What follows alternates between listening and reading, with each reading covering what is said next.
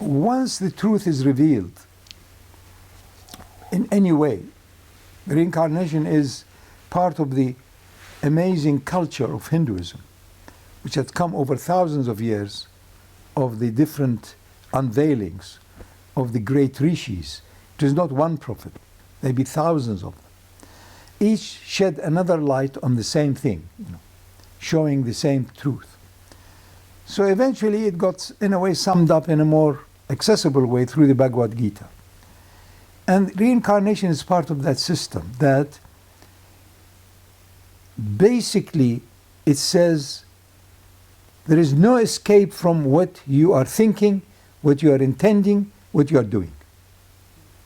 In other words, you are accountable. So within that culture, it says, if you're not careful, you will come back as a dog. I was once talking to a great rishi on that. He says, look, he's a very wealthy man in New York, but his life revolves around the wife's order and the Pekingese he has. He has 2 dogs. Immediately when he comes home, he has to take them for a nice walk and look after them and love them. So he said, this husband next life will be reincarnated as a dog, because he's not having as good a time as the dog. So it's part of a culture. In the case of Islam, which came much later, and in a way it is simpler, it says you will be given your account. There will come a situation where anything that existed, all human beings will be gathered, and each one will be shown what they really did, disguised as a charity worker, as a do-gooder. The fellow collected, he was the biggest thief. Trainloads of stuff were taken from China to 9 different museums. Why? Because he couldn't keep them anymore. So you create a museum and it becomes his name in the museum. Who are you kidding? It is your greed for collecting antiques that got you into this position. Now you say, I'm charitable, I'm giving it to the nation. Meaning other people have to look after it. I've had enough of it. I don't want them anymore. So, reincarnation, all of these are metaphors to tell us nothing escapes.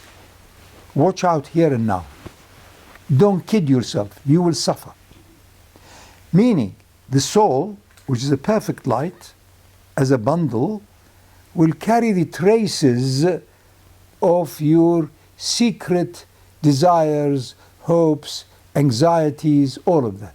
It will carry traces of it. Because the soul itself is pure, is divine. But it carries traces after death. If those traces are released, then your life, you go with cheerfulness into the next life. Very few people ever attain that. Most people have a bit of it, and that's why the Quran says, many of them, وَالْتَفَّتِ السَّاقُ بِالسَّاقِ. One leg goes up, they don't want to leave. وَإِلَىٰ رَبِّكَ يَوْمَئِذٍ الْمَسَاقِ. Because you have not rendered your account. If you've not expressed it all, you say, look, this is how it is, please excuse me all, I wanted his money, I wanted his wife, I wanted his car, the other car. What is on earth? Because you are discontent. Why you're discontent? Because you are caught in the whirlwind of shadow chase.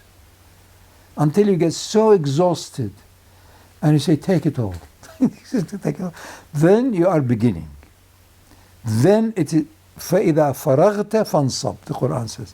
And when you have emptied out completely, now you are qualified to stand to declare Allahu Akbar. Before that was a bit of a habit, a good habit, to dispel bad habits. That's why when the time comes, you have to give up whatever and do. It's annoying, it's actually quite inconvenient. The time of the adhan, you're halfway through this. It's good to learn to stop. What if the air goes in, will not come out? Are you ready for that stoppage? If you're not, practice. That's all what it is. So, the entire issue of reincarnation, account, hisab, hell, paradise, these are wonderful, wonderful, wonderful teachings to prepare us for a zone that the Quran also describes. Those who are in paradise, they say, هَذَا مَا أُوتِينَا مِنْ قَبْلِ. We've already experienced paradise on earth. And the Quran continues. It says these people who have had experience of paradisical state, meaning no desire, no anxiety, no fear, no sorrow, they say, as the Quran says, رَبَّنَا أَتْمِمْ لَنَا نُورَنَا. We only want the light of lights. We don't want any more paradise and hur and big breasts or small breasts. What is all this? These are metaphors for the people who are deprived of this world. A poor fellow, he spent his monthly saving and so on in order to go to a Bollywood film, to imagine that he may be the hero with 200 big-breasted women running after him. What is all this? This is at a very low level of marsupial life, which is